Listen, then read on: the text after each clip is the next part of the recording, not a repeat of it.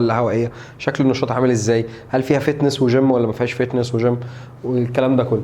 تمام. طيب فبالتالي انت هتبقى محتاج تفهم عن الرياضه. طب احنا عايزين موقع يعرفنا ازاي نعرف عن كل الرياضه دي عباره عن ايه، والتمرين بتاعها عامل ازاي، وظروف الرياضه دي ايه. في موقع اسمه، ده اخصائيين التغذيه الرياضيه بتوع استراليا، سبورتس دايتيشن استراليا. تمام. لو دخلت على الموقع ده هتلاقي هو بيبقى فيه كلام عن كل رياضه، والرياضه دي عباره عن ايه، والتمرين بتاعها عامل ازاي، ومفروض تتعامل معاها ازاي، وايه البريكوشنز او الاحتياطات اللي انت تاخدها عشان تشتغل مع كل انواع من انواع الرياضه.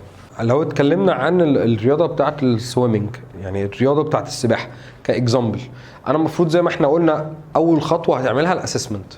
طب الاسسمنت ده عباره عن ايه؟ ان انت تفهم هو التمرين بتاعه عامل ازاي. يعني مثلا معظم السباحه هتلاقيهم مثلا بيتمرنوا 3-4 مرات سباحه في الاسبوع، ساعات لازم يدخلوا فتنس، فهتلاقي ممكن مروا برضو 3 مرات فتنس، ممكن تلاقي فيه جيم كمان، بيلعبوا جيم 2 أو 3 في الاسبوع.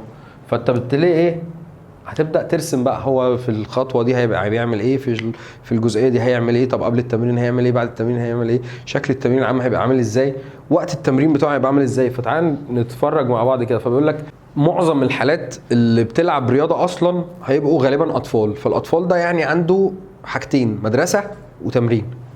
فبالتالي المدرسه يعني هو بيخرج من المدرسه بيروح على التمرين، وساعات بيتمرن قبل المدرسه وبعد المدرسه. فالحاجات دي هتفرق معاك في ان انت التايمنج بتاع الوجبات زائد كميه الاكل اللي هو هياكلها، يعني هياكل ايه ونوعيه الاكل كمان. يعني هل هيبقى في اكل معين لازم ياخده عشان يعرف ياكله قبل ايه، قبل التمرين، وسهل ان هو ياكله ايه وهو رايح التمرين، يعني خارج من المدرسه رايح التمرين، فسهل ان هو ايه حاجه ياكلها على ساندوتش مثلا، حاجه سريعه في الاكل على طول. تمام. فاحنا بنقول ان هو ممكن يتمرن من 6 ل 12 مره في الاسبوع. فتره التمرين الواحده ممكن تقعد لحد 6 ساعات، يعني تتمرن في اليوم حوالي 6 ساعات. فده طبعا فتره طويله جدا، فهتحتاج كميه اكل كبيره جدا.